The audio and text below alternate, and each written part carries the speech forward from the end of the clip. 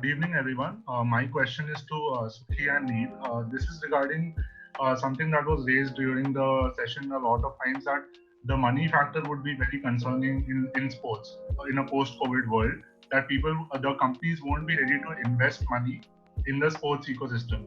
But my question is that one of the reasons why companies invest in sports, you could say entities, is for a good PR presence, as well as for goodwill, and for also branding themselves as someone who cares for the community.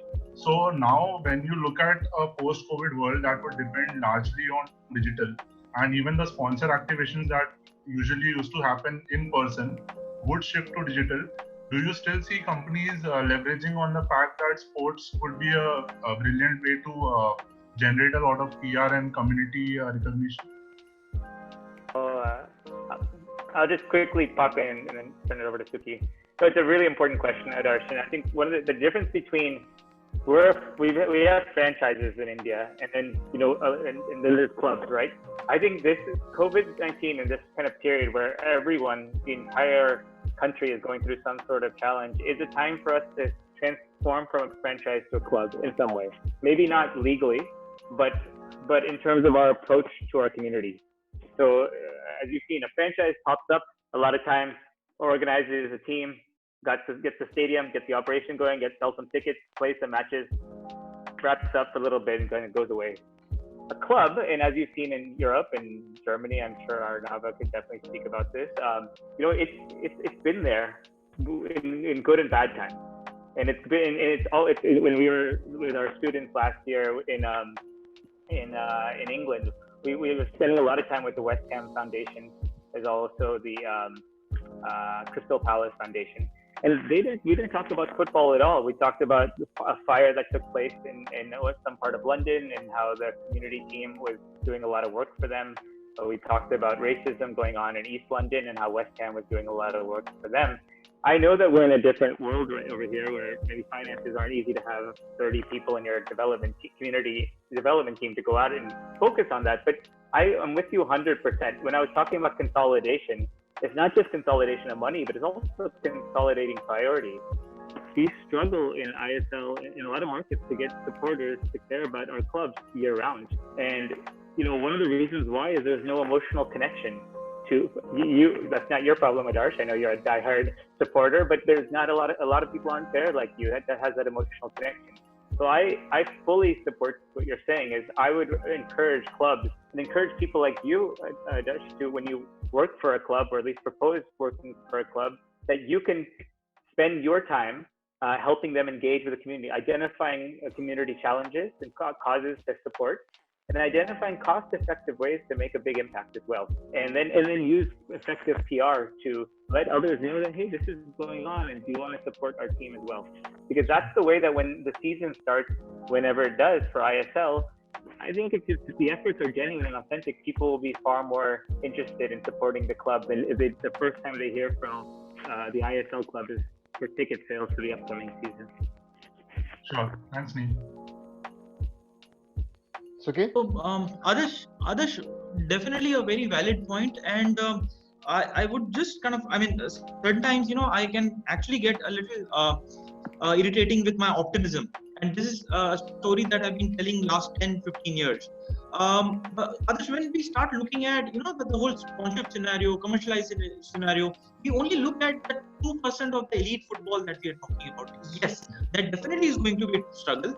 People who have kind of invested, their 40-50 crores, they definitely will have to figure out what to do. But trust me, again and again, we keep on coming back to the challenges that is faced by the elite football, which for me right now is a 2% of it.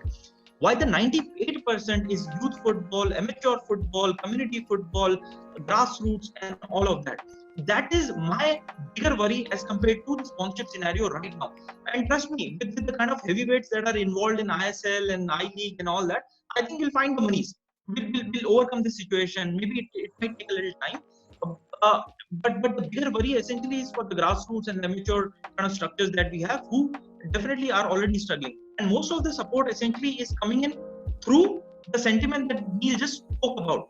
It's sentiment for doing something to the community through football as a tool, right? And this is where, while I know there are struggles. Kishore is obviously, having its own challenges and all that. But there's also an opportunity. When I go back to my village in Punjab and actually have a support from a sweet shop to provide kits to the academy that I have in my small little village of 400 families, I know there's something that is kind of going right with that particular model. Similarly, when we come back and try to kind of utilize football as a tool for development, tool for social engagement and personality development of a lot of young kids, that can keep them away from drugs, that can keep them away from social labels. That's the far more interesting and challenging kind of a thing that I would love to kind of do. Again, having said that, I do believe with the heavyweights involved in the elite football, we will find solutions.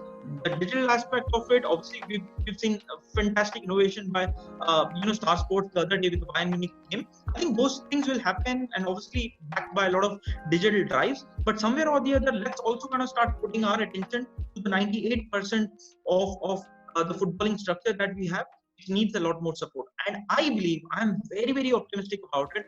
Once we come out of this COVID situation, there are smaller monies, but very, very significant amounts which are available in villages, in talukas, in communities, which essentially can be driven through to football development projects. And I think more than a challenge, let's take it as an opportunity to go back and say, just to be a part of football, you don't necessarily have to have that 4 crore of paycheck, check to become a sponsor in an ISL team. You can actually also go down to a village, to a taluka, to a district, to a state for that matter. What is happening really to our state leagues? Nobody is talking about it. But if that we don't get that right, where is the base of pyramid? Where is the supply of talent that is going to come out from, and who's going to play in the ISL? So I think what Neil essentially highlighted essentially is the power of sports to essentially engage the communities. And if you have them engaged, I think supporters will come. And that's my worry for the 98% of footballing structure. And 2%, trust me, there are salesmen like me who will go out and sell football and then do it well, even in interesting times. But I think it was very important for you to bring that up, the 98%, because that will make us think more in depth. Yeah, Arnava. Yeah.